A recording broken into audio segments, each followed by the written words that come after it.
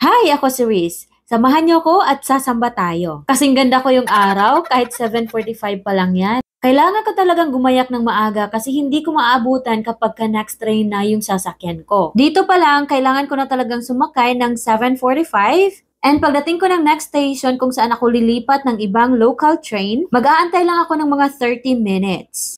And fast forward na nga kasi 5 minutes lang naman talaga yun, andito na ako sa Takamatsu Station. And lagi kong ginagawa, lumalabas talaga ako ng station para i-punch yung card ko. Kasi kapag hindi ko i-punch yung card ko, ang mangyayari, galing ako sa Kusai Station, tapos didiretso siya kung saan ako bababa sa Kojima. So hindi ko na ipa-punch dito sa Takamatsu Station, kaya nag-iiba yung price. Nasubukan ko na talaga to, proven and tested ko na talaga, binilang ko mas malaki yung nakukuha sa akin na bawas. At habang andito nga ako sa labas ng station, habang tinitingnan ko tong lalaki, grabe. Gustong-gusto ko siyang sabihan na open yung bag niya, pero yung nakikita ko yung nag-o-observe ako sa mga tao, hindi naman siya sinasabihan. So, nagdadalawang isip ako kung ganun ba talaga sila ka-private na person na grabe, kahit naman sabihan mo lang na open yung bag mo or di kaya nagdadalawang isip na lang ako na sabihan siya kasi instead na nagmamagandang loob ako, baka iba naman yung iisipin niya, lalo na foreigner ako. Hindi ko sila maintindihan kung bakit ganun sila ka super private na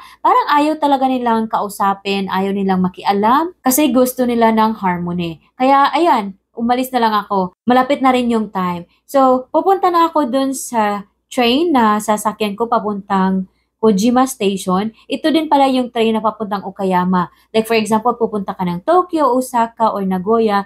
Dito ka rin sasakay na ito din na train ang sasakyan mo, yung Marine Liners. Papuntang Okayama and doon ka na sumakay ng Shinkansen or the bullet train na papunta doon sa mga destination mo.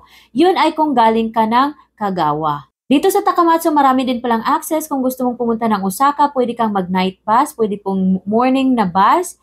And then kung gusto mong pumunta ng Tokyo, pwede ka rin mag-bus. Pero kung gusto mong mas easy, mas madali at mas mura, mag-aeroplano ka na lang. Meron namang airplane dito sa Takamatsu Airport.